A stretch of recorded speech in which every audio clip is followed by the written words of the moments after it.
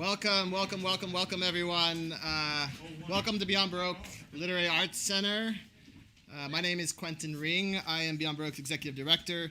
It is my great pleasure to also welcome all of you to the opening night of the 2022 Southern California Poetry Festival. We have 3 days of poets and poetry for you. We last hosted this in 2018. There's been a few things that have happened in the interim. So I'll just say it is really nice to see all of you here tonight. It's been a long few years, and it's great to welcome you back. This whole festival is entirely free and open to the public, so I do hope you'll come back over the next 2 days. I hope you picked up a schedule. Please do come and see some of the programming that we have. But before we get started with tonight's program, I would like to begin by acknowledging Beyond Baroque's presence on the traditional, ancestral, and unceded territory of the Gabrielino Tongva peoples.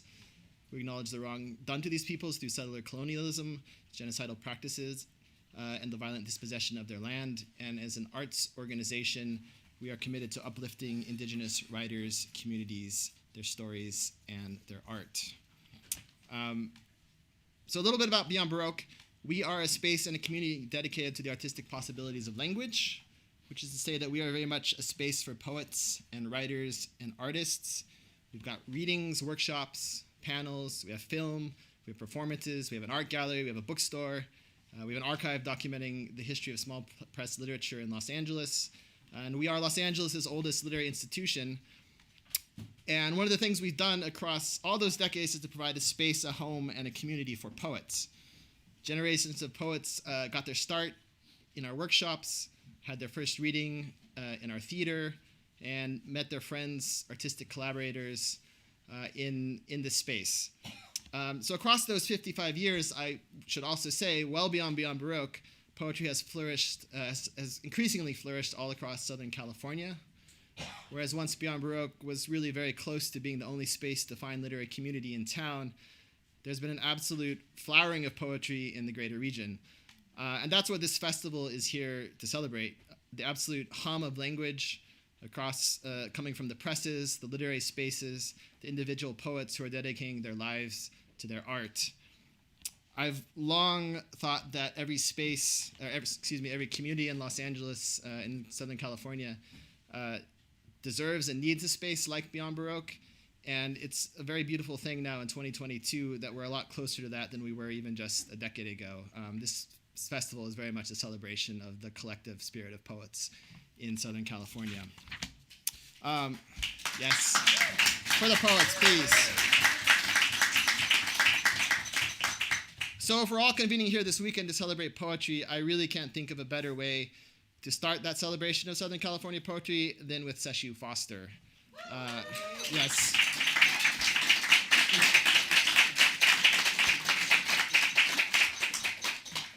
His writing, which encompasses poetry, fiction, hybrid texts, it's all poetry,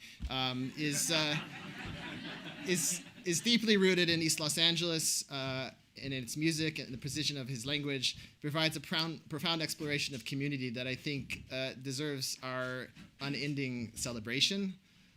As gentrification and globalization rip apart communities across this whole region, every community deserves not only a space for poets and writers, it deserves a poet like Sesshu. So I just want to start by saying thank you, Sesshu, for showing us all the way in a very, really serious sense. I do want to say a few other words of thanks.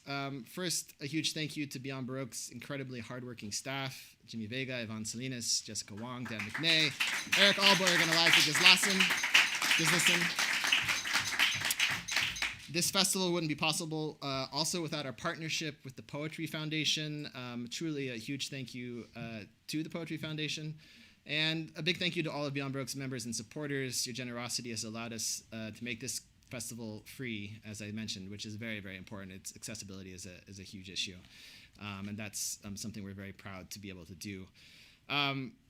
We would like to hold this festival every year, not take 4 or 5 year breaks, And so even though it's free, I will say, please, if you have the means, consider becoming a member of Beyond Baroque. Memberships cost as little as $50, $40 actually for students and seniors, $75 is a dual membership. You can purchase a membership in the bookstore or online, or even just throw some money in the donation jar outside, Venmo us, whatever. And above all, please support, not only Beyond Baroque, but also our poets and the participating presses by buying some books. I promise you won't regret it if you do buy Sesshu's books or any of our writers' books tonight. My final word of thanks is the Kaya Press, and particularly their managing director, Banjerjee.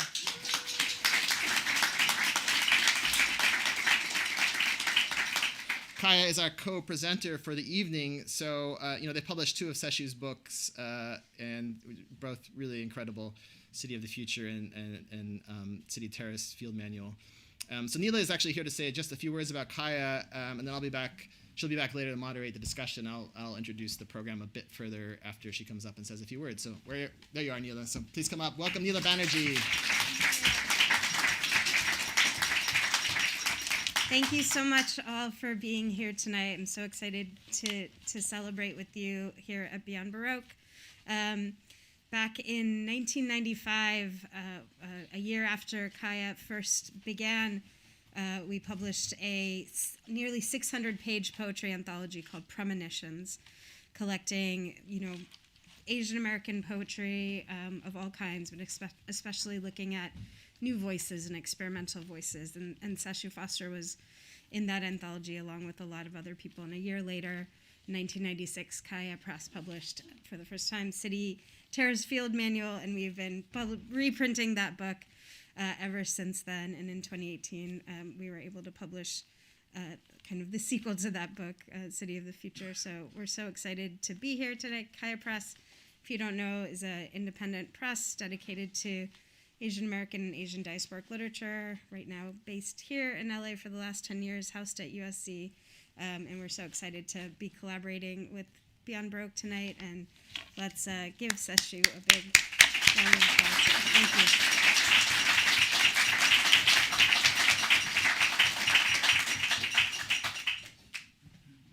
Thank you, Neela. So the way this program's going to work tonight is we have some very special guests here to celebrate Sesshu. I'm thrilled to say we have Amy Uyematsu and Carribean Fragoza here to read. Yes. Angel Dominguez was supposed to read as well. He has unfortunately tested positive for COVID, so he can't be here. But he will be reading via video, and so we'll be featuring him as well. So we'll have the guest readers first. Then we're going to have Sesshu read, and then we're going to sit down and have a little bit of conversation, which Neela will moderate. So just to get things started, our first guest is Amy Uyematsu, and I actually just realized I left your bio upstairs. That's what happens when you print too quickly before the beginning of the program. Amy is a sensational poet. She is really one of LA's greatest poets. She's also has a very long history of activism, Asian American activism, very active in the 60s and beyond, I believe, as an activist, and has contributed an immense amount to Los Angeles poetry. So forgive me for forgetting your formal bio. I apologize, but please welcome Amy Uyematsu.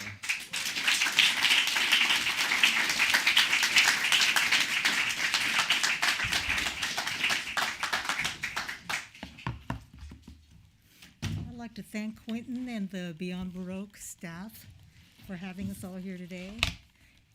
I'm happy to be part of this Southern California Poetry Festival, and I'm especially happy to be here for Sesshu. And I'm going to take my mask off. I think we met in the 80s. I think we met in the 80s, and it was the previous century. Yeah. And it turned out we had some things in common right off the bat. Both of us have Nisei mothers, Nisei being a second-generation Japanese American. Both of us were teachers with LA Unified Schools. And both of us, I think I could say, are lefties.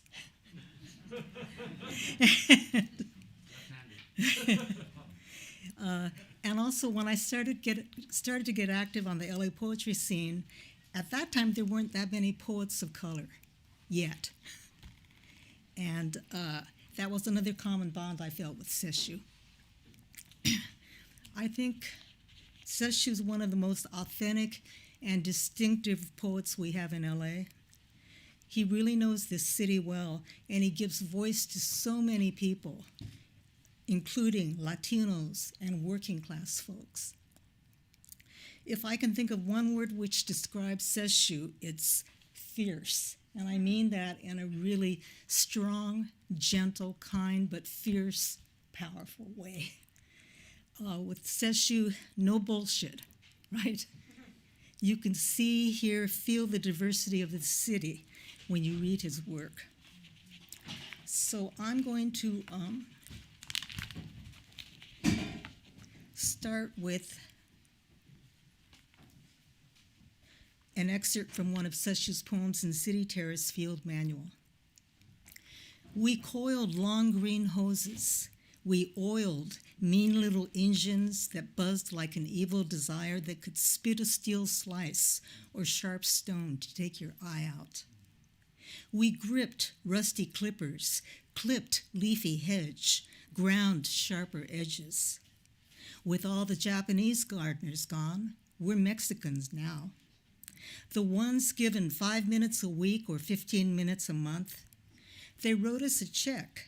We wiped our hands on our pants, or they did not shake them. Fertilizer under our fingernails grown large, yellow with cracked as moons. Instead of us, they saw azaleas, pyracanthas, oleanders, juniper shrubs, marigolds. They didn't want to see us. They like nature in rows and flowering things, not another kind of face. That's from Sesshu's City Terrace Field Manual. Every now and then, Sesshu will send an email out or postcard, and he might have almost an assignment, you know? And so this is one of the ones that I actually responded to. Usually I don't. But he, on this one, he wanted to know, what are your 5 desires? And so I answered it, and this poem appears in my current book, That Blue Tricks Your Time. And my 5 desires, after Sesshu Foster's question. 1, writing a long, long breath in a B-flat minor saxophone riff to know the full arc of that unexpected song where every single note belongs. 2, another bowl of pozole with chopped avocado and tequila chasers in sizzling zihuatanejo, shops abuzz in Espanol, Aztec trinkets, Zapata t-shirts to bring back home. 3, my own Einstein light bulb, or at least a friendly neighborhood mechanic to navigate the how and why of my cell phone or cable TV. All voodoo in my ever-humbling electricians and geeks are like gods capitulation. 4, cartilage for these broken knees, a new meniscus or patella so I can kneel on the ground to play with a grandson, pull weeds from the garden, scour my bathroom tiles. 5, just one more desire for just in case, gourmet or folksy, as long as it's 100% like real butter, leaded gasoline, sweaty, earthy pungent, even slightly toxic. One last tickle, grab, and hook for an aging girl like me.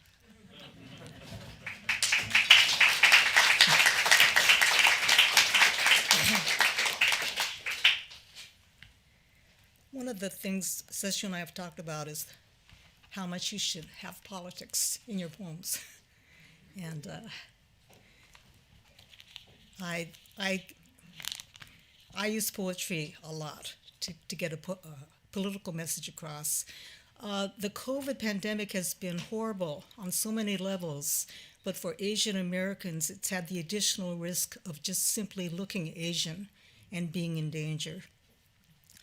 There's a group called Stop AAPI Hate that said between March 2020 and March 2021, there were 11,500 hate incidents reported, including the March 2021 Atlanta spa shootings, whose victims included 6 Asian women.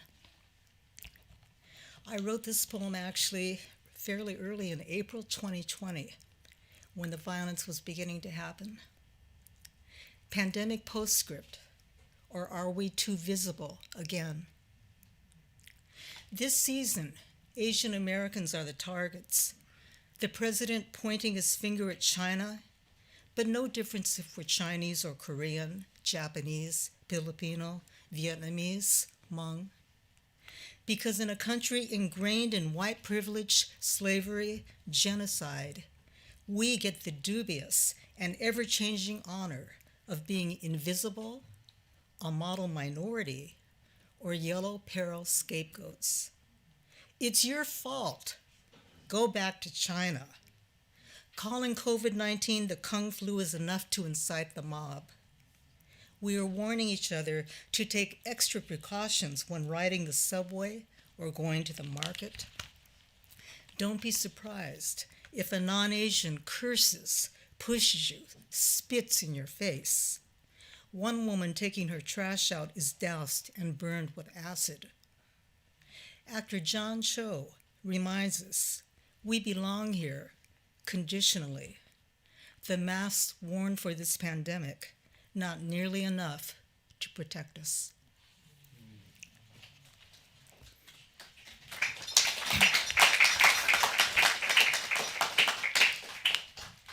Okay, I'm going to close with a poem from Basic Vocabulary. And I have a section of prose poems in that book. And this one is about Sesshu. And it's called Insomnia Entry number 24. As I hear the LA Times guy roar down our street at 3:30 a.m., breaking every 3 to 4 hours, I think about Sesshu reading poems on yesterday's radio show as he talks about a famous Zen center up north with lovely hot springs where children aren't allowed in the water. And he wonders why such an enlightened group would turn away the glorious sound of kids at play. Sesshu's one of those guys who doesn't go to church, but can get real quiet inside until he brims over with some new burst and dazzle that needs to be written down, while his 3 little girls are running, screaming, giggling through his house. Sesshu, surrounded by the song of women's voices, wife and daughters who don't let him get away with too much macho and other ismos or isms. And it's all good. That's the thing. Sesshu's yelling, "Motherfucker," and "Hey, look at this," in one breath. The injustice and the gorgeous exploding in every direction he turns. And it's all good. His poem's so convincing when you can laugh through all the shit. Learn how to cook your own brand of menudo. Keep the game bowl rolling as long as you can. Thank you, Sesshu. Thank you.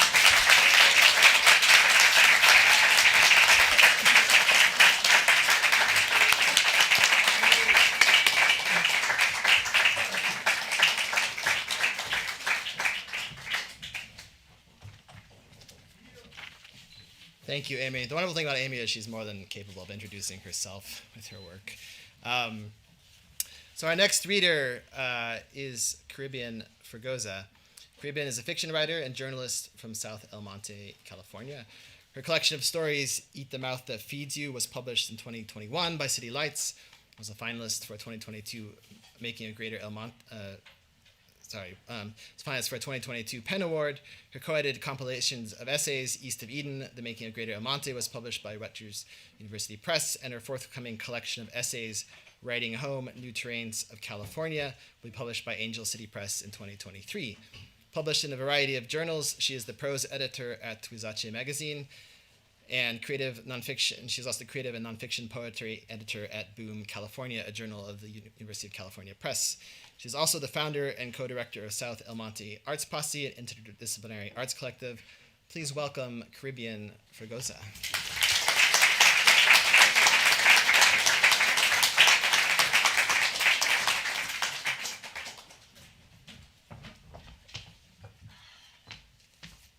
Take this off.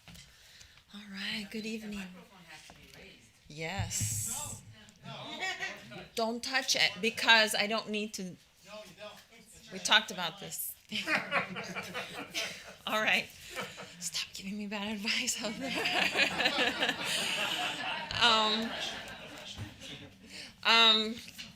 It is an honor to be here, Sesshu. Thank you. It is an honor. And thank you, Amy, for that beautiful way of sharing your relationship as a friend and through poetry with Sesshu. And I think everyone who knows Sesshu, and so many people know Sesshu now throughout LA and beyond. And it always feels like each one of us has a very special relationship with Sesshu. And I came to know Sesshu through City Terrace Field Manual when I was a grad student at CalArts. And that changed my life. It's one of the books that I can sincerely say changed my life because I'm from El Monte in the San Gabriel Valley, and I always wanted to write about where I'm from, but I didn't know how to do it in a way that was relevant to anybody else. It felt like nobody else cared. And so when I read City Terrace Field Manual, it was like, you can write about whatever the fuck you want. And if you want to write about your neighborhood and it's City Terrace, you can do it. And it was done.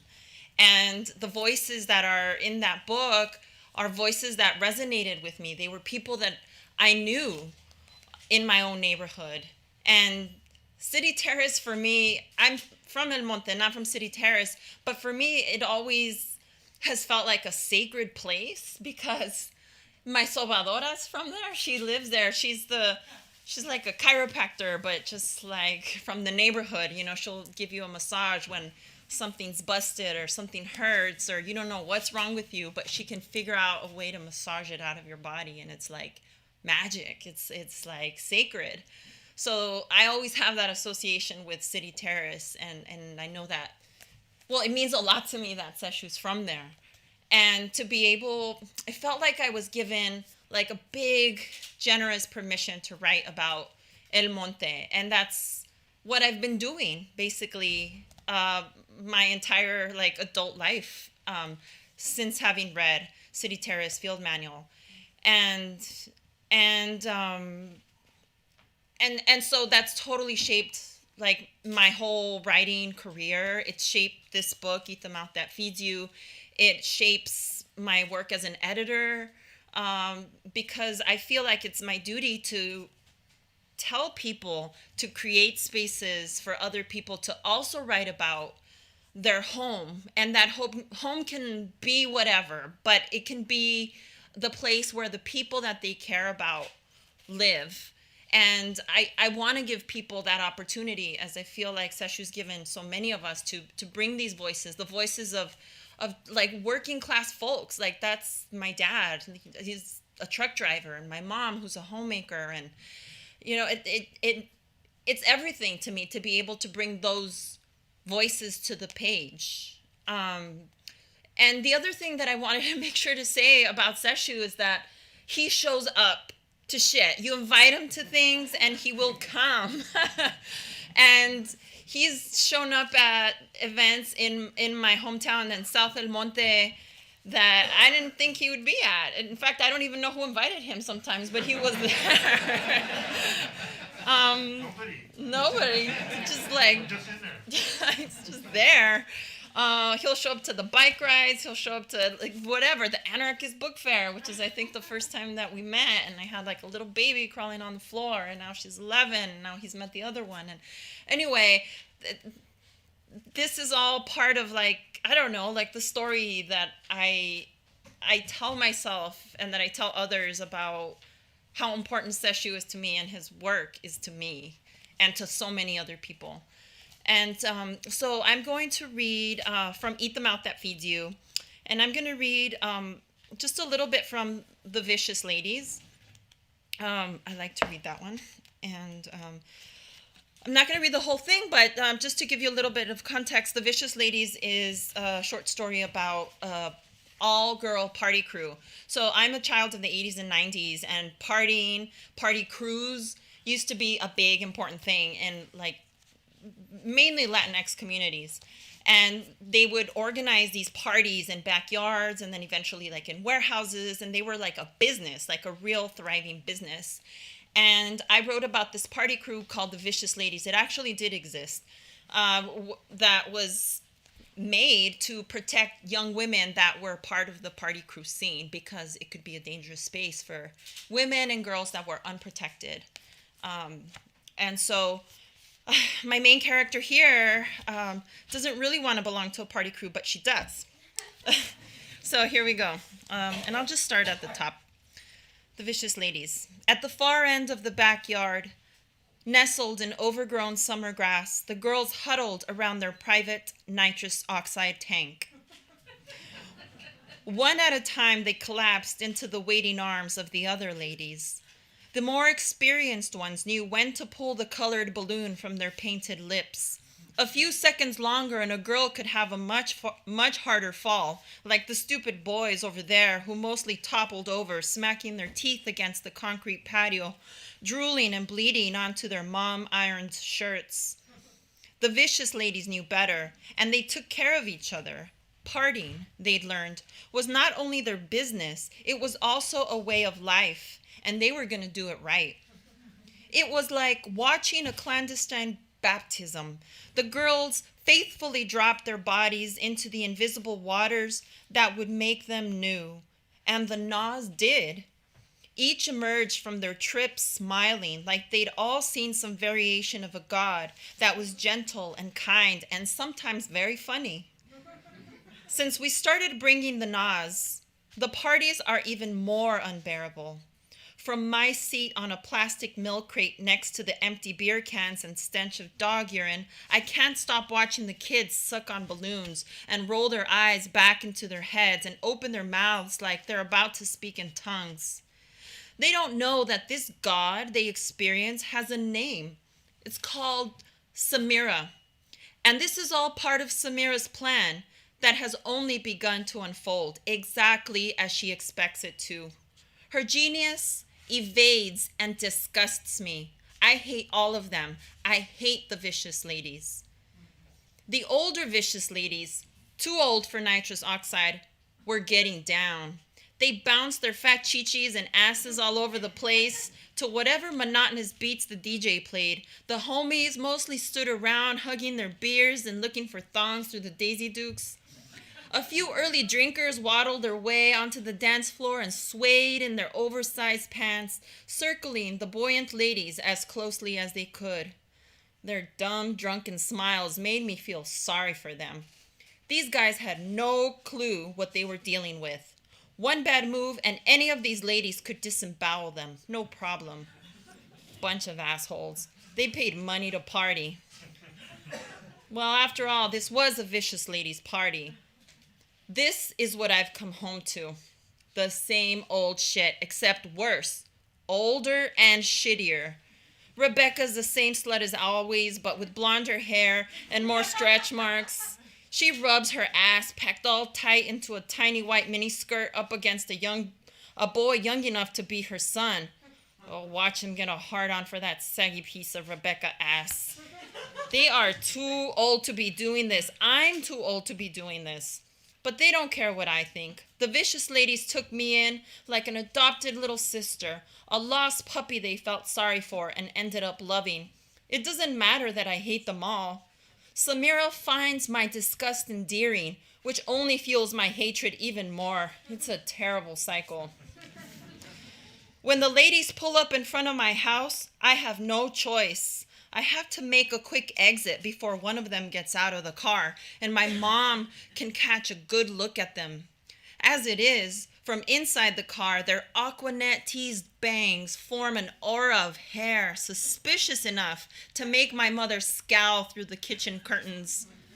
When she asks, "A dónde vas?" in that tone of voice of hers from the couch, I have to hurry up and make up a new baptism or quinceañera party that I'm late to before I walk out the door. When she's too insistent, I have to slam the door extra hard. I don't know which is worse. My mother pacing around in the house like a caged parrot, or the ladies waiting for me like a car full of clown buzzards. I often think about escaping both, running into the shadows of the neighbor's yard, hurtling over fences from one lawn to another until, well, I don't know what. That's part of the problem, I guess. I wouldn't know what I'd be running toward. I rush to the curb and leap into the lady's packed Honda before anyone can see. I make sure to slump low in the back seat before we peel away with the screech like we're a pile of witches in a hurry. Every time I start out by convincing myself it might not be so bad. Lately, I have to try harder. Tonight, I even dressed up, squeezed into a pair of tight jeans and a sexy tank top, gel slicked my hair into a shiny ponytail. When the DJ got going, I even tried dancing out there on the patio with all the other nalgonas. I try to feel the synthy rhythm in my blood, the thumping beats in my bones, fill my brain with flashing colored lights, cloud my eyes with fog. I wanted to forget about the balloon girls giggling in the grass. Only a month ago this time, I was drinking pots of coffee and agonizing over all-nighter papers like my life depended on the defense of a thesis. So long as I kept reading the books and writing the essays and the articles, I knew what to do. Now the objective was to stop thinking altogether and find the urge to move with the beat, to simply go with the flow, because any hypothesis I could possibly come up with would be worthless. I'll read just a little more. Defeat weighed on my entire being and made for bad dancing. I felt my limbs stiffen, falling out of sync with the music and everything around me. I stood paralyzed in the middle of the patio among a swarm of bobbing bodies in the froth of a fog machine cloud. I dragged myself out to the street and perched my feet over the curb, staring down at the gutter. I needed a breath of air, a suggestion of black sky, something resembling peace. The trees cooled the rose bushes and mint leaves. Even shadows rested. I inhaled the sweet air when the familiar white town car with tinted windows rolled silently from behind and stopped beside me. The engine's heat rose up my legs and car exhaust invaded my nostrils. I knew that on the other side of the windows was Samira. Of course, Samira. "Where are you going, girl?" Her voice cut through the darkness. This was no pleasure visit. Samira was here to check up on business. She stepped out of the car with jaguar-like grace, her smile radiating and her eyes shining like obsidian blades. "Why so lonely?" she asked, leaning to kiss me, her gold hoop earrings brushing against my cheek. I shrugged, staring at the asphalt to avoid her face. "Sounds like it's bumping in there." I didn't answer. I could feel her inspecting me. "Come here, mija, I want to show you something," she said, leading me into the white leather cocoon of her car's back seat, a veritable office on wheels. She had an arrangement of notepads, calculators, colored pens, a stack of color-coded binders, and clipboards covered in neatly column spreadsheets, pages and pages of numbers warbled off a language that I didn't understand, but found oddly comforting. The first time Samira told me about the NAS, I didn't know what she was talking about. Nitrous oxide? What the hell are you supposed to do with that? We're gonna gas kids? NAS is harmless, she assured me. It's like laughing gas, but you inhale it from a balloon. Makes you feel good all over. But just for a few seconds. It's a quick high. Then it's over and the kids line up to buy another. I imagine kids flopping around the floor like dying fish, vomiting all over the place from their gaping mouths. I had Fox News Undercover on replay, police raiding the house and kids scattering like cucarachas. Samira and I in handcuffs getting shoved into the police car. My mom watching everything on the 11 o'clock news. We looked 10 pounds fatter on TV. I'm just going to stop there. Thank you, everybody.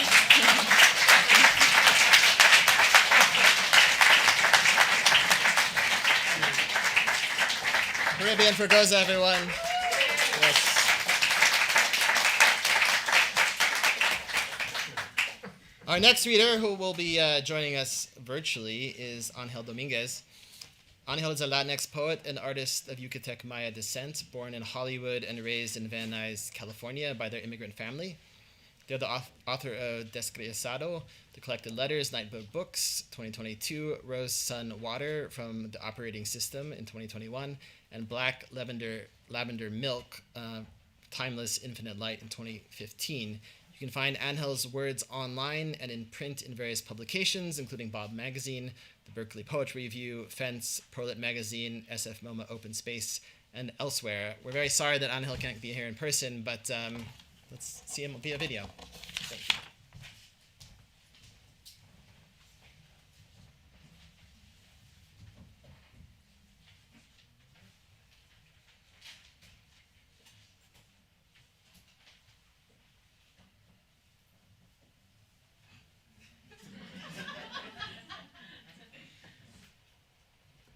Hola a todos. This is Angel Dominguez coming to you from unceded Ohlone land in the redwood forest of Bonnie Doon, California. I so wish that I could be there with you tonight, but alas, I have finally succumbed to this pandemic. And so I do hope that you are all in good health, masking up, and taking care out there. There is not a virus on heaven or earth that could stop me from honoring my dear friend and mentor, Sesshu Foster, who is the poet laureate of the universe, if you didn't already know that. Many years ago, I was in a class with Sesshu Foster, and for various reasons, I stopped coming to class for a few weeks, and finally, I came to Sesshu's office hours and spilled my guts about how my life was falling apart. And Sesshu leaned back in his chair in that office amongst the redwoods and gave me that knowing Sesshu nod and said, "Those sound like poet problems. Why don't you go home and rest? We'll see you at the next class." And the rest is kind of history. And since then, I have told anyone who asks why I am a poet that I blame it all on Sesshu. And that day, and those office hours. And so, it is a deep honor to be able to send in this video recording to honor the great Sesshu Foster, who is everything and more to Los Angeles and to writers of Los Angeles and far beyond. I'm going to be reading a couple of poems that I never read, have never read, out loud ever. The first was written for Sesshu while I was working back to back to back to back to back to back catering shifts in order to afford to be able to live in Colorado and study poetry. And it was a poem that I sent to Sesshu shortly after writing. And it's actually the first poem of mine that was ever published in my life. And it's actually thanks to Sesshu. Sesshu posted it on the East Los Angeles Dirigible Air Transport Lines weblog of atomicaztecs.wordpress.com. Some of you may know what I'm talking about, the prolific blog of Sesshu's that I have continued to be grateful for all these years later. The other is a poem that was written for Fresno in my mind while driving back and forth from these redwoods to Fresno with Sesshu in mind the entire time. And I won't say very much more because if you've had this thing, you know energy is difficult and attention is wavering. So while my body is in the pocket, as I like to call it, I'm going to go ahead and read these poems for you. 4 a.m. thoughts for Sesshu Foster. And this was written again back in 2012, 10 years ago, if you can believe it. How many sunrises will I see? How many bones will I break? How many digits will I smash? How many aches will I cherish? How many homes will I know? How many stones in the ocean? How many words will I write? How many moons will be devoured by ocean water? How many suns will be quenched by mountains? How many hearts are enough? How many times will I feel the gravity of the West tugging at my chest? How many sunspots will blossom within my pupils? How many headaches will I have? How many more worries until I am safe? How many more twilights will I breathe through? How many more bodies will I know? How many skin cells will I prune? How many puddles will I pass by? How many mountains will I watch grow white? How many more mirror snakes will I watch prolong the horizon? How many more hours? How many more will melt? How many more blood cells? How many more lifetimes?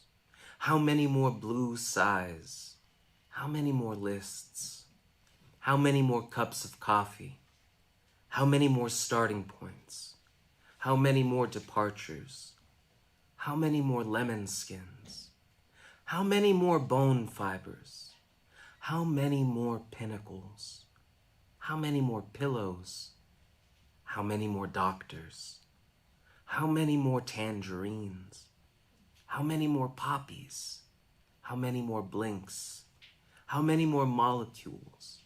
How many more phone calls? How many more miles? How many more opposites? How many more composites? How many more heredities? How many more 48-hour waking days? How many more angles? How many more angels? And this is 2 hours in Fresno. The road to Fresno is lined with roads and colors you've never seen. There are fields of endless greens no one would ever believe are real. There are stretches of road where the wind workshops its guts in gusts. The road to Fresno will ask you to drive beyond all familiarity. You must trust the road. Trust the sky. Wish peace for all living things.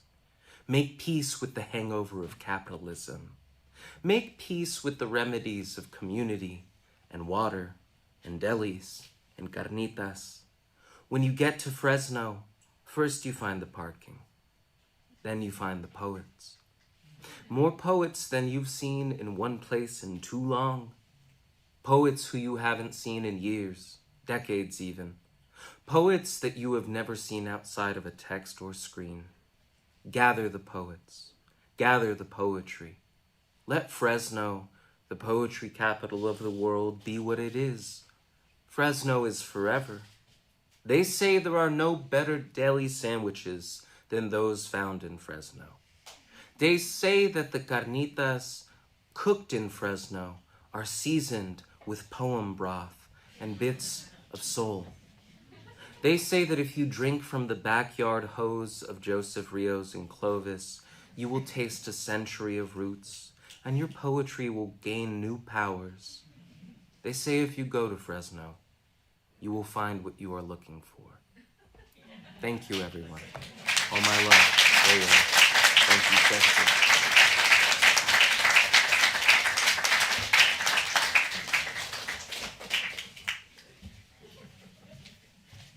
Let's have another round of applause for Angel, even though he can't be here. Hola a todos. So, Sesshu Foster. Sesshu taught composition and literature in East Los Angeles for 35 years. He has also taught writing at the University of Iowa, the California Institute for the Arts, the University of California, Santa Cruz, the Jack Kerouac School of Disembodied Poetics at Naropa University, Occidental College, and Pomona College.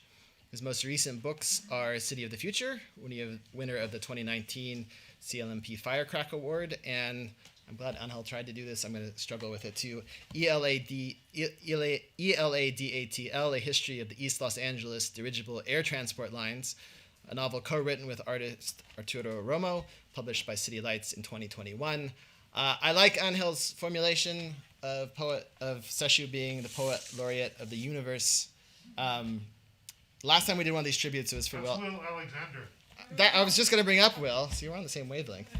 Last time we did one of these tributes was for our own poet in residence here, Will Alexander, who's kindred writer of Sesshu's. Will is often misunderstood as sort of being this cosmic figure, when all of his writing is very rooted actually in a lot of the sort of horrors we experience, environmental degradation, colonialism, racism. I feel like Sesshu goes in the opposite direction. I mean, his poetry is so rooted in community very directly, but it's that honoring the people in our communities, in his community, through just a really beautiful, precise, rigorous use of language that it sort of expands out of that community to encompass the universe. So please, everyone, welcome Sesshu Foster, Poet Laureate of the Universe.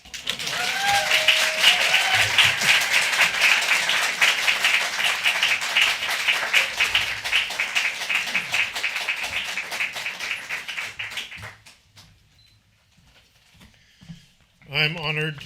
Thank you. Thanks very much for honoring me with this evening at the Southern California Poetry Festival. It's great to be in front of actual people instead of little black boxes on the computer screen. Although the way the lighting is here, it's a little bit similar, but thanks to Quentin, Yvonne, and Beyond Baroque. Thanks to Quentin, especially for keeping Beyond Baroque alive.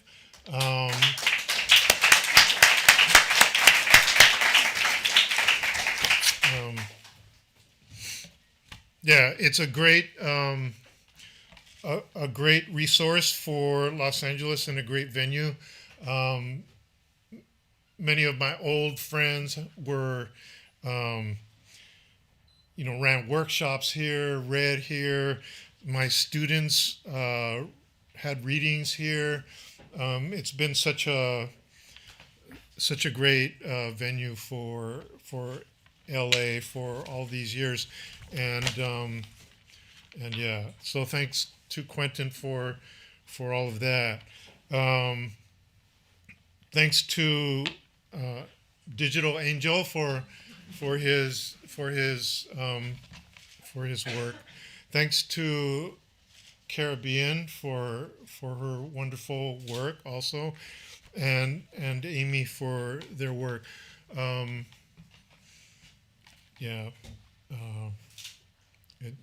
That's it's an honor to be on the same stage here with poets and writers of this community. What do I got? What else? I knew I would be distracted by being embarrassed about this. So I can't always remember what I'm supposed to say, but I need what I'm supposed to say really is gratitude and thanks to Sun Young Lee and Neela Banjerjee of Kaya Press for making my books, for producing the books, for putting them out there. Thanks to Elaine and Stacy at City Lights Books for the books that they've put out also. It's a pleasure and a privilege to have my work in communication with the work of Amy and Caribbean and Angel, and I know that there's writers and out here tonight. For better or worse, you all are my family. Even if you don't want to be.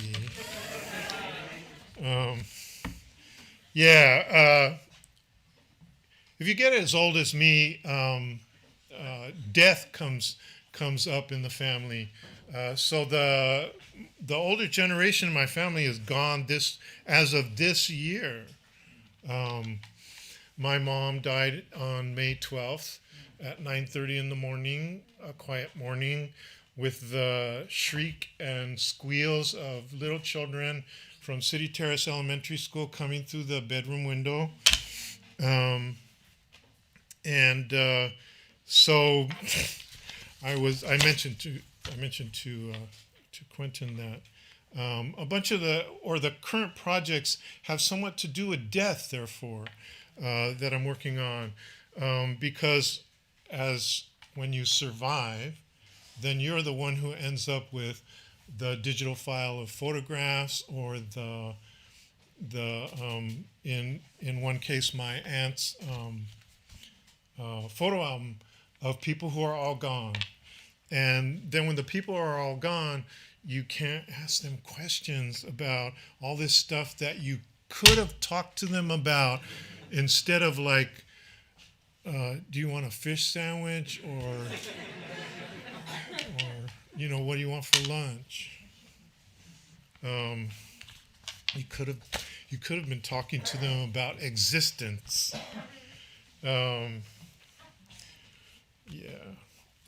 So the projects that I'm working on, they ask some of those questions. Bring up Eric, can we bring up the first slide? Thanks. So this is a piece. Won't go on too long. I made it shorter. So one, our grandparents as newlyweds, start of their new lives. You gave me an ink drawing of this picture. Born in 1877, Otokichi Agawa arrived in California in 1899.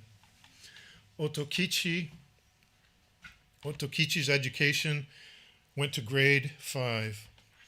Born in 1890, Umeko Yamane arrived in 1913 in place of a sister who he had actually sent for.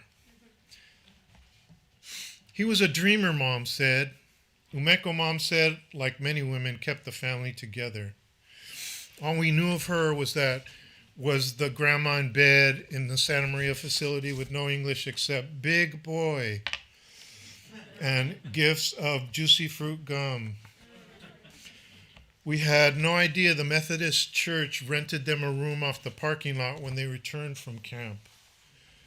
How she worked in the strawberry fields and other crops, returning every day to nurse her husband, ill from a stroke and then dead in 1953. 2, all those eyes, feel them look out of your eyes, you feel it. Were they watching you at rest, sitting on a downed tree on the trail inside a forest of Monterey pines? Alone, finally, waiting for the quiet to come down, waiting out the roaring that never ceased in frequencies beyond hearing. Smoking, certainly, maybe sucking a tall can in a paper sack. You won't get ticketed for that here and have to do community service on the roadside, waiting to feel a little peace descend in bird song and tobacco smoke, occasional sounds from town. 3, still, distance leaves you feeling sorry for yourself. Holidays made you feel an exile like Dad. Who are these people, you said to me? I don't even know them. Every week I sent you sheafs of letters, hundreds of postcards, told you how people were doing, took you to see your new grandson, and then you said that about the family. 4, yeah, I don't know some of these people any better than you. The city's like that. You see people and you don't. You can't know them all. The ones you do talk to, what do you finally know about them? Go down to the food bank. See if you can volunteer. Check out the boards at the community college and the library I suggested. Isolation will fuck you up. I have a hard time just taking care of myself. I don't have time to try to help other people, you said. I don't like to be around people in groups. I have social anxiety disorder. There was always some reason that was a perfect excuse. 5. Our Aunt Mary, her Japanese name Tsuneko, stands above Umeko during their one trip to Japan, 1932.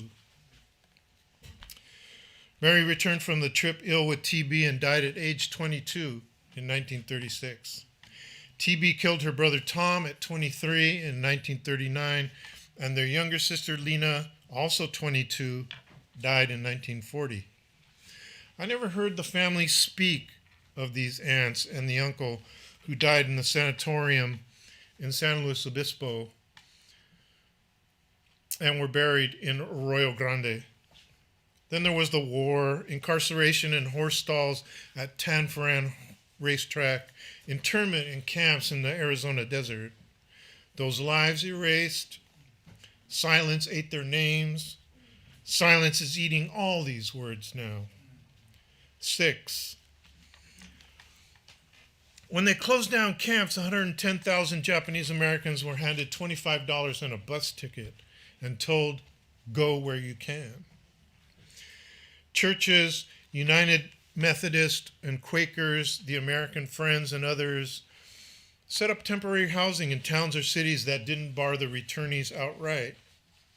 Most families had lost everything: dogs, cars, houses, everything confiscated, stolen or sold for pennies on a day's notice in the weeks before they left for internment. In San Pedro, the fishing village of Terminal Island was bulldozed and their boats confiscated, burned, or sunk. A little further down the coast, Crystal Cove is now a state park with no sign of the community that was there. In redlined, mixed-race neighborhood of Boyle Heights, east of the LA River, the Methodist Fellowship Hostel put up returnees for $35 a month and collaboration in the kitchen. You never know. That's why you and I ended up in City Terrace. 7. The hostel still stands at the corner of Evergreen and Folsom. 75 years later, it looks almost exactly the same. A couple Mexicano caretakers were living there, at least one of them with a family. Ken Ehrlich and I strolled a block over from Evergreen Cemetery and walked through the building. My aunt and uncle met here, I told one of the caretakers as I pushed by him. The other was out in the back parking lot, washing down a big upholstered chair with a hose. Norteño music drifted through the 3-story tenement, tiny windowless rooms on dim corridors with bathrooms at the end. An interior courtyard with a long dry fountain. In the basement, showers were provided in rough, concrete, doorless stalls. This was where Uncle John, with his one lung left, met Fumiko Karamoto, so that when Mom arrived pregnant with 6 kids in the car, her face and hand broken, we lived in their house. 8. It's true, I didn't put this story together until after Ken and I walked through the old empty hostel and I saw the file of photographs my cousin Tom gave me that his dad saved all these years. Best of everything, Terry Kubata. Terry would have been a resident like Uncle John and Auntie Fu. All those 20-something Nisei released from camps, finally able to start building new lives. The war was over, and they're alive. Walking down the front steps of the hostel, I saw the steps were still the same as the ones in these photos looking toward Folsom. The palm trees and the lawn were the same, the sunshine on their faces, new lives ahead of them. That's the same sun as on mine. 9. Here's Uncle Bob, fresh from the military, just a kid. He always reminded me of Uncle Bill. I don't really know, but my guess is that Grandpa spoke in that same flattened register as Bill and Bob. I hear them in my voice. Uncle Bob died this month. His memorial will be in Hayward in July. Those Agawas are all gone now. You never wanted to go to any of those family gatherings anyway. You don't appear in the wedding pictures, picnic snapshots, or dinner parties, those group shots where people stand awkwardly in line. When Uncle Bill died, I flew back for the funeral. We took a boat a short distance from the pier at Guadalupe Beach and tossed his ashes with a few roses into the ocean. I asked you if you wanted me to pick you up. You said, nope, no way. What for? To remember what those people did to each other? What they did to me? 10. It's true. The violence and the history of racism etched into their character. It turned into an attitude of conservatism and edginess, or worse. Like Uncle Bill's anger, which he took out on us because we were boys and we were the oldest, till he threw you out of the house when you were 12, spitting and slapping you as he yelled, "Fucking kids are destroying this country." But other Nisei weren't like him. The rest built whole lives of loving and generous care like you could have given half a chance. These Nisei came from little or nothing, from the fields of the Central Coast, from sugar beets and spinach and strawberries, the Alien Land Act and anti-miscegenation laws, from $25 in a one-way ticket, and whatever they could carry, and they made their way.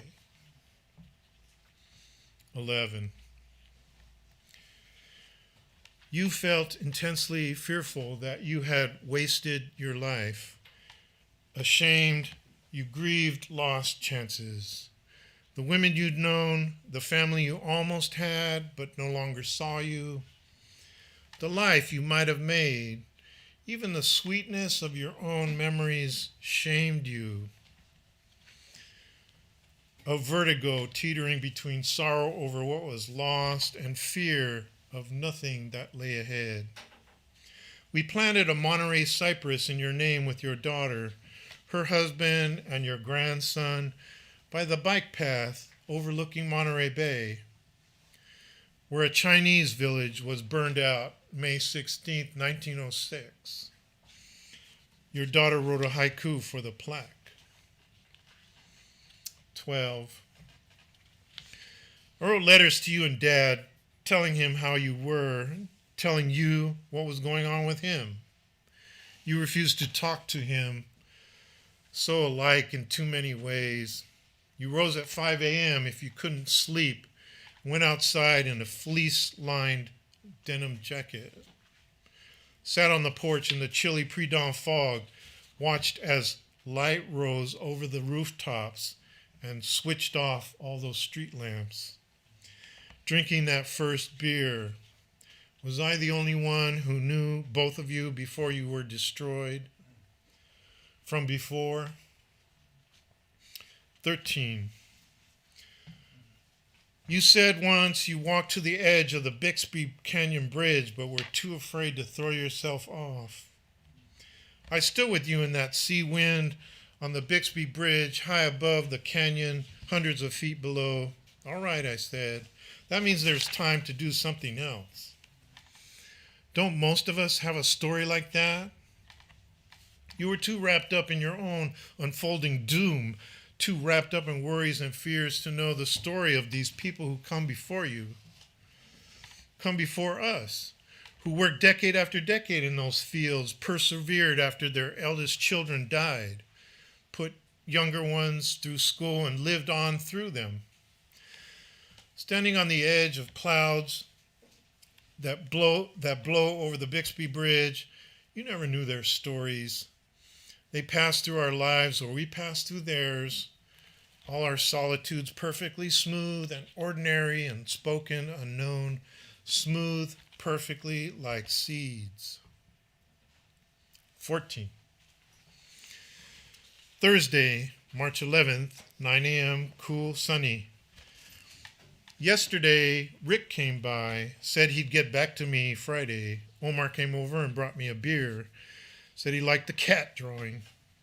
I made us hot Italian sandwiches on fresh white rolls with mushrooms, onions, and garlic. Didn't get much done, some exercise. Woke this morning feeling bad, worried, cold, almost sick to my stomach. Yesterday got my food stamps. Bought salami, sausage, mushrooms, bread rolls, onions. Need to be ready to work. Clarity plus energy. 15. March 16th, Tuesday. Bright summer sun. 9:40 a.m. Walked to St. Mary's yesterday. Saw Darlene. Got really exhausted walking up the hill in the heat with a backpack on and my heavy jacket. The farmer's market was setting up downtown on Lighthouse. Library closed. I didn't get the job. Tanya called and said they gave it to a guy with a truck, which makes more sense to me. There's lots of hauling to be done. I thought that might happen. Sesshu sends postcards. I got to fill out my work search paper for Tony and find out what's going on with that. Finally walked yesterday again. Need to do more of that. Get in better shape. Worked with John on spaghetti the other day. It came out okay. Want to go to the library, maybe in Monterey. I need energy and clarity. $160 today, I think. Rick did get back to me on Friday. Omar's been really busy with work, so I haven't seen him much. Had a good experience reading part of an Orion issue yesterday. 16. Your own solitude shamed you. Sometimes the loneliness is more than I can bear, you wrote to me. But friends and neighbors loved you and your kindness, gentleness with their kids. They brought you plates of food when you were sick. You had some idea you would not get well. Time's almost up, you said. You signed off one of your last letters. Tick, tick, tick. Months, maybe a year after you were gone, I found a message from you on the message machine we had stopped using. I'm just calling to thank you for the check. Thanks for everything. Talk to you soon. 17. Sabro and I drove up a couple times and cleaned out your apartment. Tried to get you set up. That last time we emptied out everything. Saved the Levi jacket you always wore for your daughter. Dropped off most of the stuff in the local thrift stores, maybe where you got it in the first place. It took the morning. Maybe I should have kept some of those cassettes you recorded of yourself on guitar, but nobody I know has a player anymore. I left John and John Burke your pots and pans, but without you to negotiate with the landlady, they got kicked out of the apartment later anyway. Little Omar was happy we gave him your laptop computer. 18. Ashtray, empty beer can at the top of the stairs. Somebody told them we were in the apartment. Debbie, Alba, and others climbed 3 flights of stairs to the door. They had actually tidied up before we got there. They knew something of the real you. Omar was gone, drinking himself to death in Oaxaca after he was deported, his wife said, crying. The little crowd stood in the doorway trying to talk to me about you. They searched my face looking for you.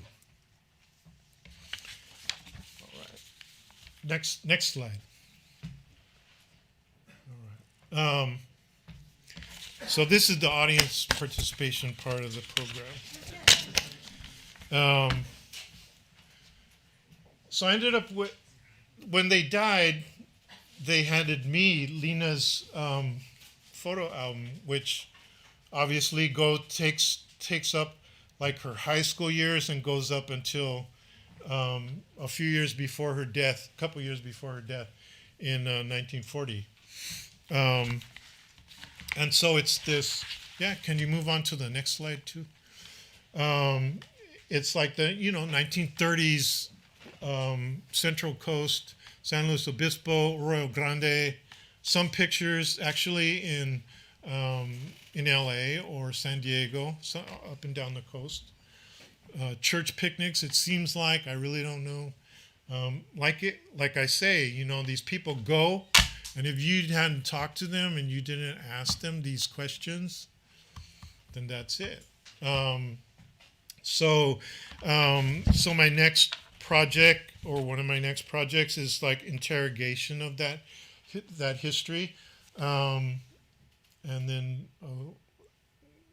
is there a next slide? Maybe the next slide is, yeah. So Lena's, this aunt, who no one ever talked about ever, she's like, well, I won't tell that story because I have to focus.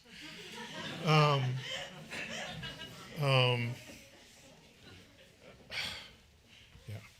right. So obviously, so she's this young woman. These photographs were not ubiquitous like they are now. Photographs are like following us everywhere. They're appearing in your pocket or in your purse right now. They're just more and more are appearing.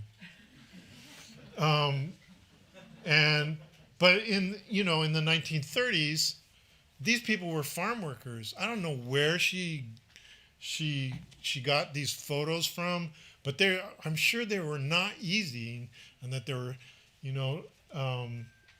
had to pay for the camera and the materials. You had to pay for the film. You had to pay for the developing. You had to pay for the printing, so forth. It was not just like, okay. It's not just like that, yeah.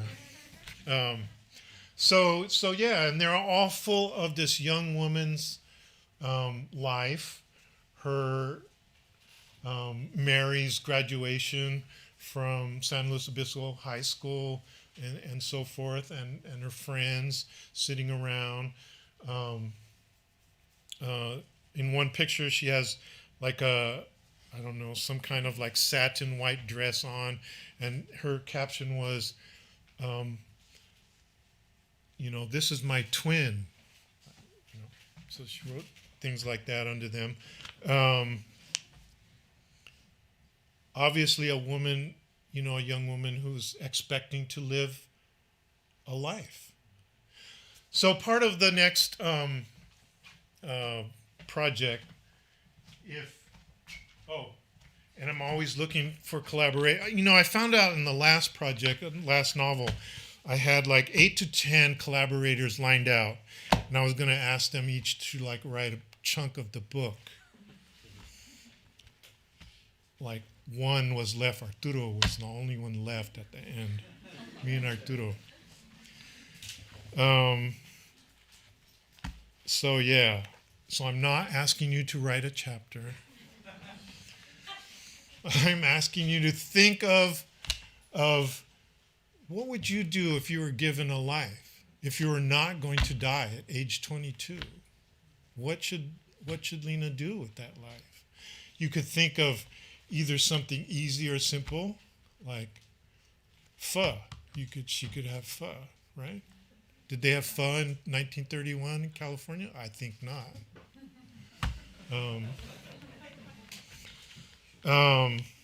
Or you could think of something, more profound or something that means more to you than that. Although Golden Deli means a lot to me, though, because it's like by my house. All right. So anyway, I have cards. If people would fill out some of those, if you write your name, then I'll try. If it makes it into if I make a book out of it, then I'll put your name in there or whatever, and we'll try to give Lena a life. So that was it.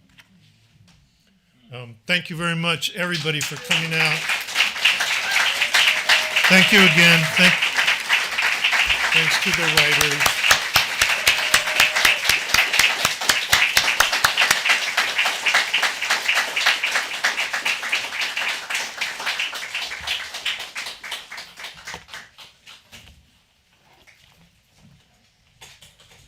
Another round for Sesshu, please.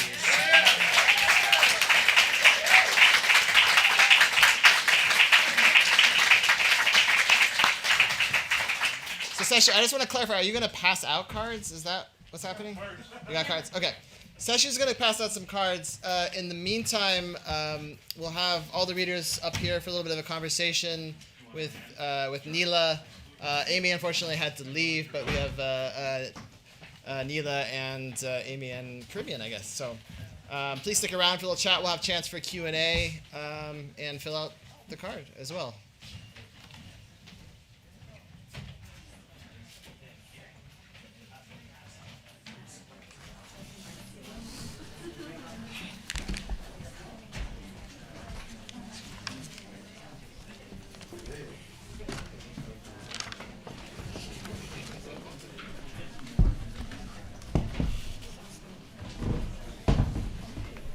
Good. Thank you, guys. Thank you. That was amazing. Are these? Oh, great. Yes. Okay.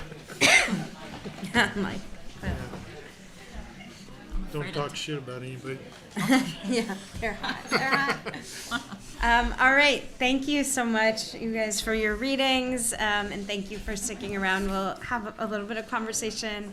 Maybe they have some pens too, if people need pens to participate in the cards. Give them a minute. Are we giving them a minute? Yeah.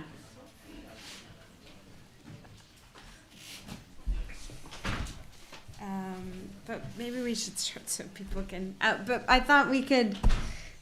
That was really interesting to see that. So you were given. When did you receive these photographs?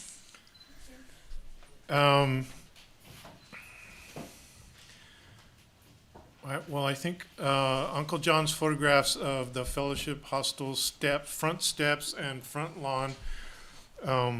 The ones of the couples was looking down toward Folsom Street, and I think I got those around when at the memorial for Uncle John at Union Church in Little Tokyo, and I'm supposed to remember the year, but I think it was like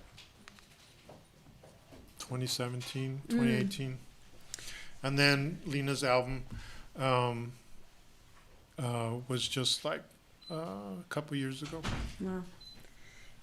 It's really interesting to me because I feel like the other work that I've read from yours is not about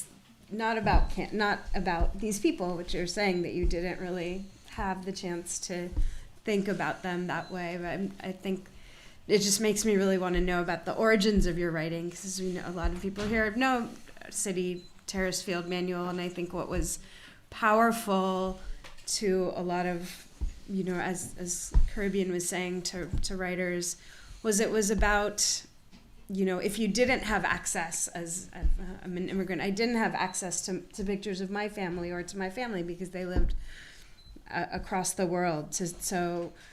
But to really say, you can write about your neighborhood, you can write about what's around you. So it's interesting to see you now going back to these stories about the family. But tell us a little bit about how the origins of your writing and how you started writing.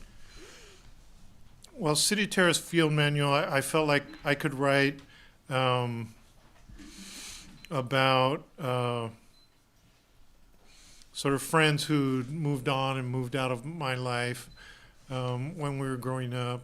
And I had some license to do that, but I didn't have license to write about some of the people, like that piece is addressed to my brother, who explicitly told me, he yelled at me over the phone one time, like, my problems are not subject for your poetry. And then he died. So, so now they are subjects. Yeah.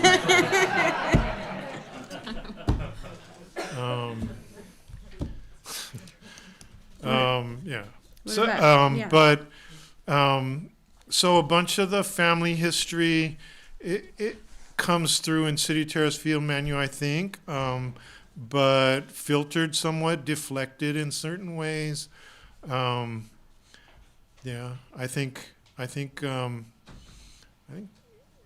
Caribbean can speak to that Yeah, too. I'm interested too for you. What was, you talked about, finding Sesshu's work when you were in graduate school, but what about before that? When you were younger, were you able to find writing? And also in Eat the Mouth That Feeds Us, it's not explicitly, stories about family. They're surreal, they're weird. We saw, there's the Vicious Ladies. Tell us about kind of your coming to that way of writing as well. Yeah, so there's the writing about community and the characters, the neighbors, the people that inhabit the world of your neighborhood. And there's like the family. And for me, both of those were important, but I've always had just sort of tricky relationships with both. There's the community space where I felt out of place most of the time, but that didn't mean that I wasn't interested in the people around me. I was fascinated by it. I was fascinated by party crew culture, but there was no way I could go to college if I was partying with these girls, and there was no way my parents would ever let me out of the house because, I have immigrant parents that were terrified of the world in the 80s, where the two worst things that you could do would be to get pregnant or join a gang. And so my parents were horrified that I would do either one of those. And so I was just very protected in the home. And so I really used writing as my space for imagination and reading and literature. And I was just like your typical like nerd girl, like using literature and art to expand like my knowing of the world. And so I think there's both of those things in my book, and then I think it was Quentin that had mentioned like Sesshu's sort of universe, like tapping into like some universal perspective, and I think I've always had like a real craving, like a desire to connect with things that were outside of not just my house, but also outside of my neighborhood, and then also like in the universe. Like I've always been looking for some connection like to the cosmic, I guess, and there's some aspects of that I think in Atomic Aztecs or City of Future, and like just some of the writings, even just the approach I guess that Sesshu has to making small details really connected to like a vast like universe, I guess. Yeah, Amy kind of touched on that, I think, in her poem about Sesshu, saying he's not a church guy, but he goes to that spiritual place. I went to Union Church a few times. I thought that's beautiful. Really interested. I think all of us up here, if you combine all of the different universities we've all taught at, we probably have like 25 or something. So I'm really interested in how, being a teacher, both at the different places that you've taught, Sesshu, being a high school teacher for so long and dipping your toe, going, teaching in MFA programs. How has that been important to your writing, and why was it that you kind of went in and out of, not choosing this academic life?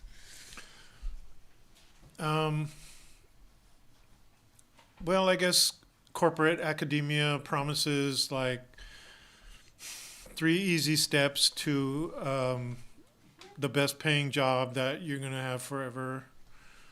And then you could have a house and whatever, some BMWs and so forth.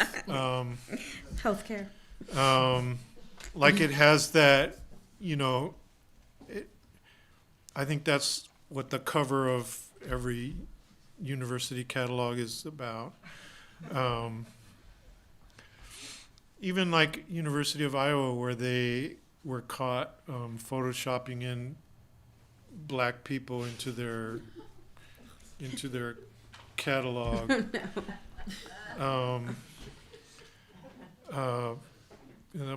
Yeah. I'm not going to go off on a story. I'm going to stick to the point. Academia.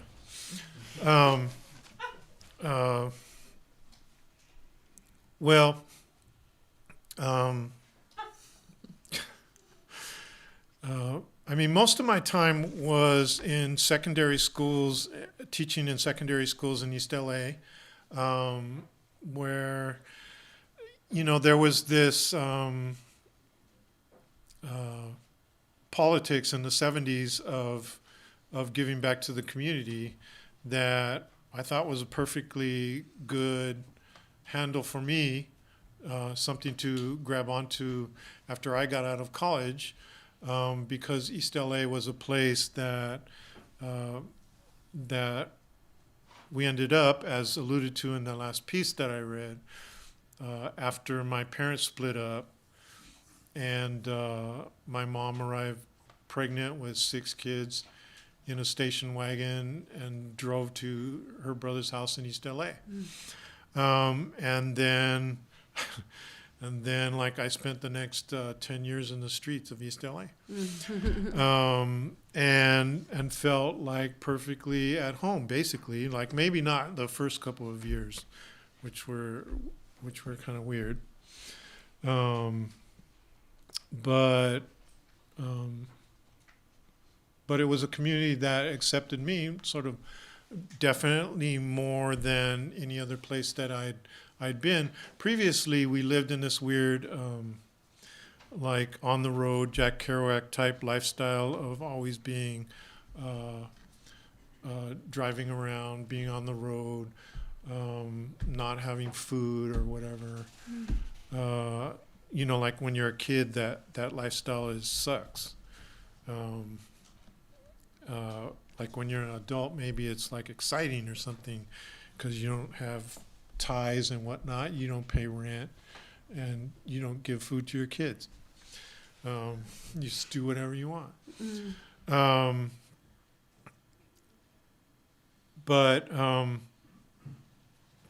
So then teaching was a way to give back. It was a way to give back to the community. It was a way to connect with the kids and the family that I grew up with. And live and work in the same place. Like, I know you guys teach at different colleges and universities, and you're always on the road and you're always driving around, and like that was something that I kind of refused to do unless it was at my convenience.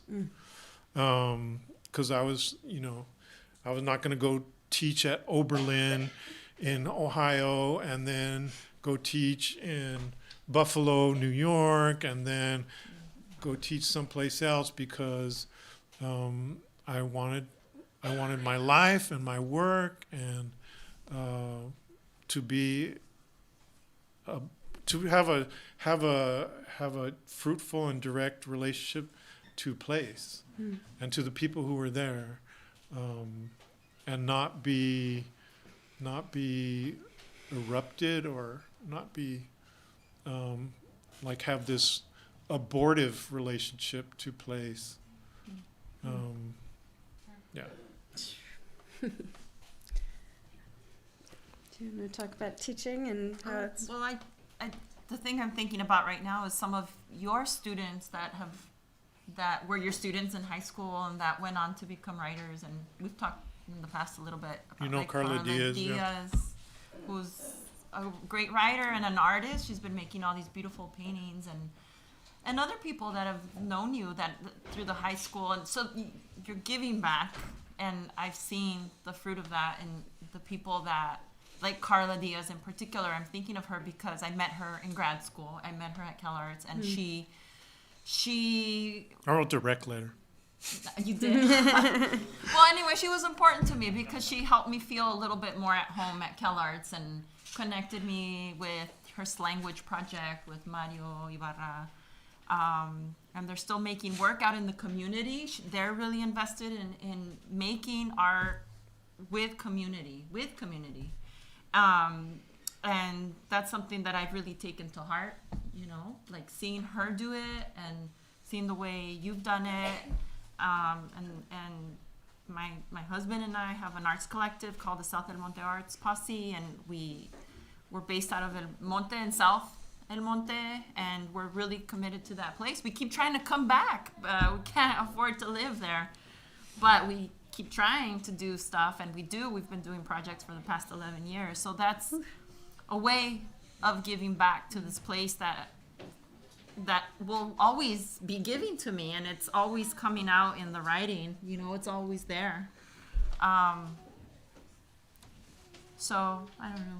Yeah, thank you. Well, we can open it up to questions too. We have this room full of writers or comments too. I know there's a lot of people here who know Sesshu, but please, we can, if anyone has, in the back.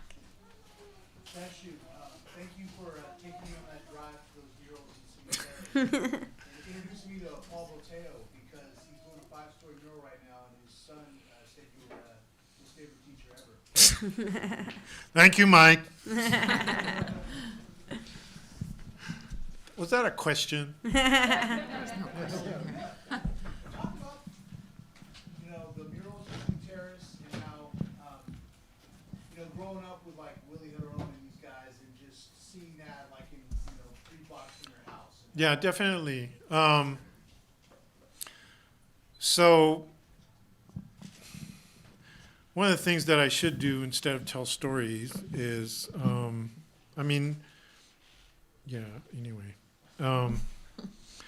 I want to tell stories, but I need to thank people, and I'm really grateful that when I was growing up in City Terrace, in the 2nd grade, when I was in grammar school, there was, I was in the same grade as this guy named Johnny Herron, and then later, it turns out that his older brother Willie was a member of a group called ASCO, and they came together. Harry Gamboa, who teaches at CalArts now. He was an artist working for La Raza newspaper during the Chicano movement in City Terrace, and he was working there either in high school or right out of high school, and he formed this collective called ASCO, this arts group, with Willie Herron and Patsy Valdez and Gronk,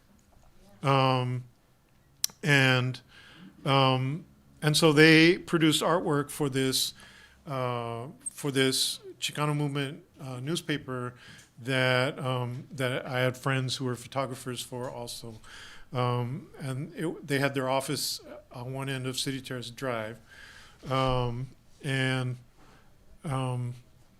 they produced murals that were, mainly it was Willie. Willie produced the murals that are up and down City Terrace Drive, and they're some of the greatest murals that exist in the city of Los Angeles, which has a great has great murals like all over the place, so I came out of a household that was kind of rootless, that we had been growing up in places like Oakhurst up by Yosemite, or Sebastopol over there by Santa Rosa above the Bay Area, or different places. For a while we lived on some duck refuge out in Los Banos, out in the Central Valley, and so when I saw those murals that Osco and Willie Herron was producing, I saw that, and these guys were basically only like a couple years older than me, that you could have an artistic practice that was rooted in place, that was expressive of the social and political ideas of the community, of the struggles and conflicts, of their history and their culture, and you could have a direct relationship to the place where you lived at through your art practice, and so it was transformative to me. I wasn't that good of a high school student, but when I was walking around my high school one day, I saw that Willie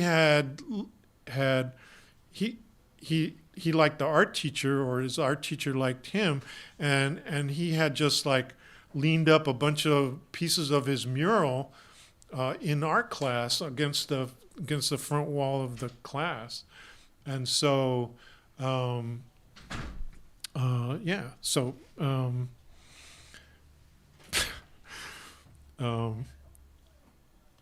I forget where that was going, but it was, it's a practice related directly to the people and the place where you live. And I did have these models that come out of the Chicano movement before me. That was happening all around me while I was growing up. Yeah. Sesshu, I just wanted to say thank you. It was a beautiful reading, and I felt really lucky to hear about this new project. And I just had a question, and I'm not even really sure that this is a good question or not. But one of the reasons I was really moved by listening to it was because I felt that the part of it, which was about giving, as you said, giving a life to Lino, and to listening and seeing for us this process. But at the same time, I felt this very powerful sense of the helplessness of witnessing people's pain, and your references at times to the darkness that comes from losing contact, not asking questions, lives disappearing, which is just a very powerful part of what you're doing, and I guess I wanted to ask you about the lure of that dark side, which is a sense of commonality with the pain that, the members of your family that you described. If there's a kind of a lure to go down into that place, and to possibly even at times lose a sense of the redemptive part of it, Yeah. Well, Daniel, I've really admired in your own work the way you're excavating erased and hidden histories of youths who've been erased also. And so there's that. I think it's one of the obligations of writers. Writers reveal what is secret and hidden. The interior life of the spirit is one of the things that writers deal in. Pictures may be appearing every millisecond on your phone, but they don't reveal anything really of the interior you. They're just the exterior, your expression or whatever. Some kind of like thing. The duck face. Something like that. Like whatever. That's not like your interior life is like so multivalent and continuously unfolding, and maybe very conflictive. Who knows? But so writing deals in that hidden world, and but also in the hidden and denied lives of the marginalized, and yeah, and so it's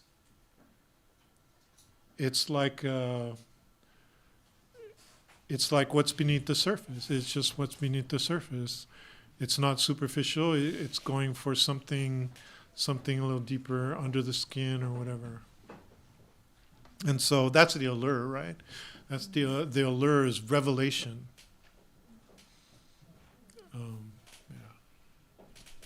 Yeah, Tracy. Sesshu, thank you for all the work, and particularly the presentation that you shared. Those photos, they look like my family photos. They felt like I was looking at my uncles and my grandpa. You were about to tell a story about Lena, and then you said, no, you can't. Can you share with us?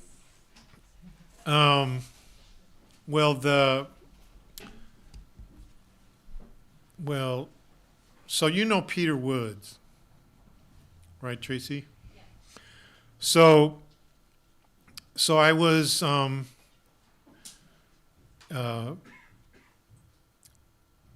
Writ Large Press, Peter Woods and Chiwan Choi. They asked me to interview Luis Rodriguez at the last bookstore. Luis Rodriguez, twice poet laureate of Los Angeles, and really a role model for me in many ways, writing about East LA and running a cultural venue out in Silmar, and publishing Tia Chicha Press, publishing marvelous books of poetry and so forth. So multivalent writer who reinvests his time, his talent, and his energies and his politics back into the community in any number of ways. So anyway, so they asked me to interview him at the last bookstore, so I was like, yeah. So we did that, and then these people showed up that were actually Peter's family, and then Peter was like, "Well, you're kind of a cousin of mine. Did you know that?" And I'm like, "Wait, how?" and so Peter's mom came, and his grandma came, and his child came too. So there's like 4 generations of Peter's family there. And Peter's grandma is Nisei, and she was my aunt's sister by marriage. And so why didn't I know about her? Because she married a black guy in the 40s, and the family banished her. They didn't talk about her. She ceased to exist for that side of the family. And so yeah. So then they all showed up at the last bookstore and said, "Hey, kind of related to you." Okay. Wow. And so, yeah. And so the 82-year-old grandma drove herself like from the west side to last bookstore because no one wanted to ride with her.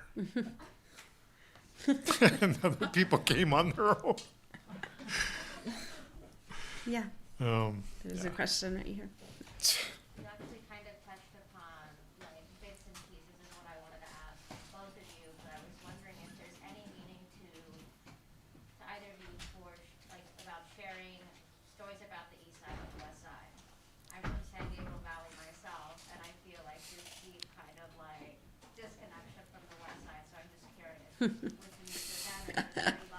You guys talk to that. Meaning. How does it feel to be here in Venice? Here now in the West Side. Yeah. I mean, I went to UCLA and I lived out here for a while, so I have that sort of connection to this place, and it feels nice to be back. I don't know. I feel like LA is so big, and I feel like every part of LA deserves to have its autonomy, and like I know that living in the SGV and where I grew up felt and sometimes still feels like disconnected from the world, but like now I feel like maybe it's okay, like maybe it's okay for neighborhoods to be like just doing their own thing. They don't have to like explain themselves or be, I don't know. I don't even know what I'm saying right now, but I'm just kind of thinking out loud. Like maybe it's okay to just let like neighborhoods be, like the West Side be the West Side, do your things, like, and then like, you know, I have like my friend Vincent here. He's from out here, you know, like generations of Chicanos like growing up here, and that's its own like ecosystem. And I think that's so like precious that it exists and it lives and thrives the way it does. And I love that we live and thrive the way we do in the SGV. And I love learning about Sylmar and like Pacoima and these other neighborhoods. And you know, when we have the opportunity to connect and share, that's cool. And I just feel like everybody's cool. Like, I don't know. I don't know. That probably doesn't address your question, but I feel okay right now being here. Do you want to? Can you develop your question? What, like, is there a part two? Well, I'm just curious. I mean, both of your stories are deeply intrinsic to your livelihoods and your connections to the East Side. So I'm curious if there's any meaning to being here, or I don't know, just participating in this, like sharing stories about the East Side on the West Side. It was kind of very like theoretical, like up in the air, but I was just curious. Well, like, I think for 5 years or maybe more, I was on the board of Beyond Baroque. Because I had students like Carla Diaz, who's one of the founders of Slangwich Studio in Wilmington, and Ruben Martinez, who teaches at LMU nowadays, he asked me to run this poetry club at Hollenbeck Middle School, where I was teaching at the time, and I was very reluctant because I had kids. I was working full time. I was department chair. I was union chair. I was doing like karate 20 hours a week. I was like only getting 4 to 6 hours sleep, you know, like a night.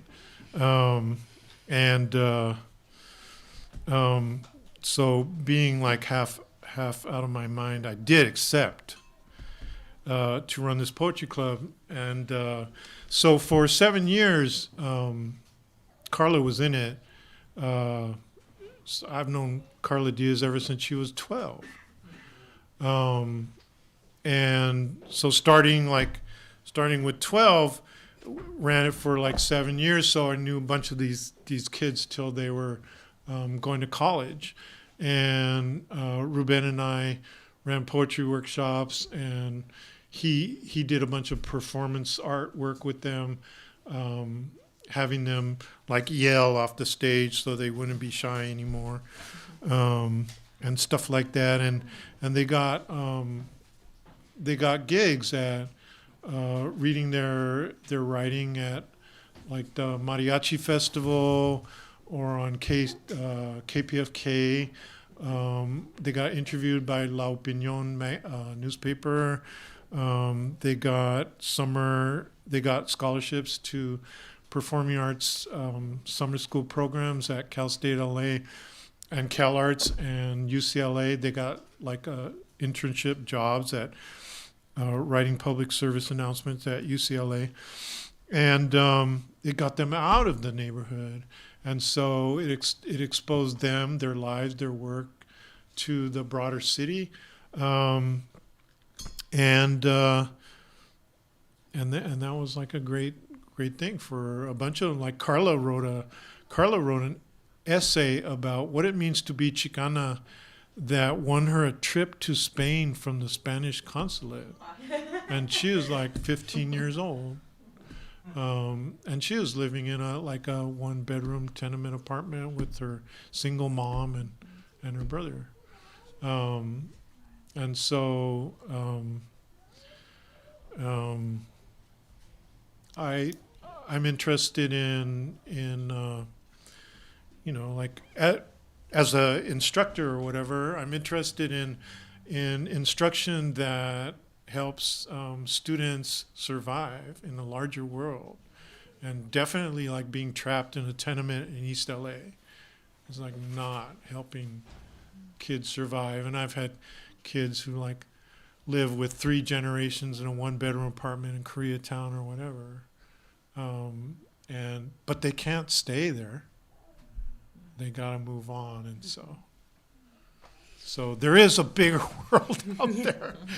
There is. Yeah.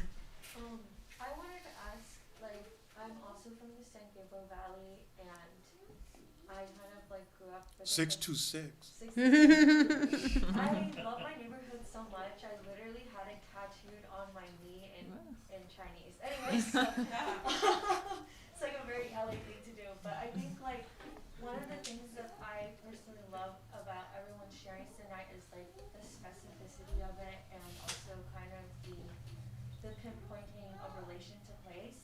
I think one of the things that really bothers me about LA, seeing LA change with like the gentrification and not just like transplants, but I think that the class difference, it's like transplants with a lot of money that are changing the way that LA is, especially on the west side. And I wanted to ask, like, you know, these are just my observations, but I was curious to hear about like your kind of the responsibility you feel as poets, writers, kind of caretakers of community stories, about how you kind of see these changes impacting the way that stories are being told in Los Angeles, and what in this sort of like larger scheme of things. Yeah. Or I guess like more specifically, I think that with the increasing flow of like transplants, there is this sense of like transientness, and that like LA doesn't have character anymore. It's just now this like it's too many things, or that like there is no specificity or location making in certain parts of it that we've lost. And I think it's because like when the mom and pop shops get like pushed out, then you're left with like the same stores that like could be like anywhere, you know, like Forever 21. Yeah, you can go to Soho in New York and go to the Gap. Yeah, exactly. I was just thinking when you were talking earlier about how Kaya Press published City Terrace Field Manual in 1996 from New York. Kaya was based in New York then. Sesshu was working with editors like Walter Liu and Sun-Young Lee as well. And at that, you know, I was just thinking about this idea, like if you were to ask somebody like in Abbot Kinney right now where City Terrace is, right? Would they be able to tell you? You know, would they know now? But you know, in 1996, the New York Times wasn't publishing every 6 months articles about LA, right? At that time, nobody knew where it was, right? And just how interesting it was then. But in a way, you know, more people know perhaps about LA now, but it's also changed. So just thinking about the curiosity of that, of how this has hit over the years, of being something that in a place where nobody's ever gone, and now being a place that's being gentrified, right? Mm-hmm. Oh gosh, I mean, there's a lot to say about this. Yeah, I guess I was sort of touching back on thinking about what you're saying, and a point that you made about how LA, I don't know, like, what is LA? And I feel like that's a question that's not even a question that's been asked for a long time. Like it was always like LA doesn't have character. Like that's a mythology, like a myth that existed for a long time. Like it's just Hollywood over there, right? And it just sort of erased out all the histories and all of the communities that have existed here for centuries. And now I don't know that people ever really wanted, like, and by people I mean people not from LA, like since you talked about transplants or whatever, people in New York or whatever, like I don't think there was ever like a genuine interest in knowing LA. And I don't think there is. I think gentrification would look very different.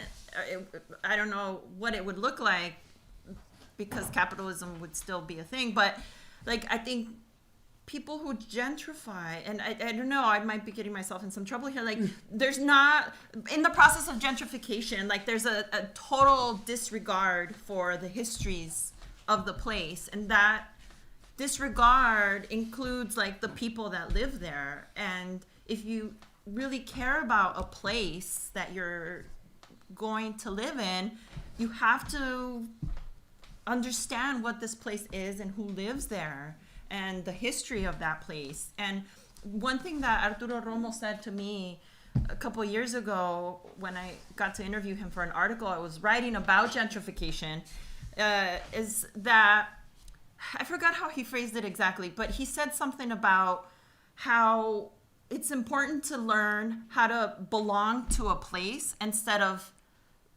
being so intent on having a place belong to you. So just because you own a property or whatever, or you claim like a piece of thing for yourself because you have the money to do so, doesn't mean that you belong to that place. Like it's a different relationship, belonging versus having it belong to you. And so I think that's like, for me, like a really fruitful way of thinking about like place, like how can I, like wherever I go, like I lived in Fresno for like 4 years, and me asking like, how can I belong to this place that I'm not from? Like my family's not from there. How can I belong to this place has been really just like a key way to approach like navigating, like moving from place to place, especially as so many of us become more and more transient, right? Like as housing becomes more and more impossible, like we have to move around more and more. And so as we're moving around, how can we ask ourselves again and again, like how can we belong to this place? So that's all I have to say. That's good. That was Arturo. All right. Yeah, I'd like to chime in. I'm not even sure what I'm going to say, but there's a lot of talk going on, and I feel like I want to ride this wave in some capacity. But in terms of Sesshu and his writing, you know, well, one, Carribean mentioned me. She and I are very good friends, and we met at a place called CalArts, where in those days there weren't too many folks that looked like us, and so we kind of, like a magnet, kind of gravitated towards one another, which is a story in and of itself. But when I was a young person, and I grew up here in Venice, actually across the street from here, a couple blocks away. But I discovered Sesshu's book, City Terrace Field Manual, and it was a very important book for me. At that time, when it came out, you said 96. Yeah, I was running around these streets right here outside these doors, and whatever he was talking about, even though it was in East LA, and I maybe been to East LA a few times in my life at that point, it was very much rooted also in what was going on in this community as well. Maybe not like that anymore, but at that time it was.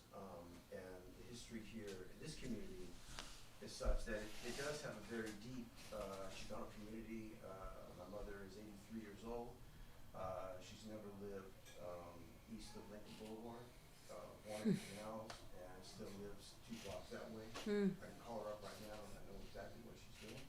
And I told Sesshu, I checked up on him. I drove down the day and the lights were on, so everything's good. Okay. But you know, yeah, in terms of Sesshu's writing, you know, Carribean was in South El Monte. I was out in Venice. He's in East LA. You know, Alan here is in Koreatown. I mean, it touches a lot of people, and it was real important at that time, and I've told him that, and it was really, really beneficial to me. And so I'm glad to be here amongst friends and from all over the place. It's been a good night. Awesome. Thank you, Vince. Oh, yeah, I want to make. Okay, one more question over here. Hi. Yes. Since we're all saying where we're from, I'm originally from Long Beach. Currently live in Oakland. But anyway, That's okay. we go in one direction and talk about how I'm a transplant and the battle that I have to go through, like trying to find how do I belong to that place, but I'm not going to go there. Instead, what I think is interesting is that we're talking about documenting place, time, yet in Eladai, you somehow manage to document Los Angeles in this fake world, and sort of this, you do this thing where you have this fake history, but somehow it is history, and it isn't, and I just love how you play with that, and I was curious about how, if your intention was to sort of just play with it, or is there some underlying thing that I have to go read again? I will, and it doesn't tell me so, but just sort of, if you could talk a little bit about Well, yeah, like, so I mentioned this earlier to somebody that I'm a person from the 20th century. I grew up in the 20th century. And when I was growing up, it's just cowboys and Indians on TV. They were saving Vietnam. They weren't bombing Vietnam. They were saving it. There was no mention of concentration camps for Japanese Americans in World War II. The family history that I knew didn't exist. So I feel like I've grown up. I come from a time when everything that I knew was denied. It's not real. It's not history. Real history is like the Pilgrims come over. You put your hand on a piece of paper and make a turkey. They still doing it. The missions, they saved the Indians. The Indians got to build the missions. And then they went away.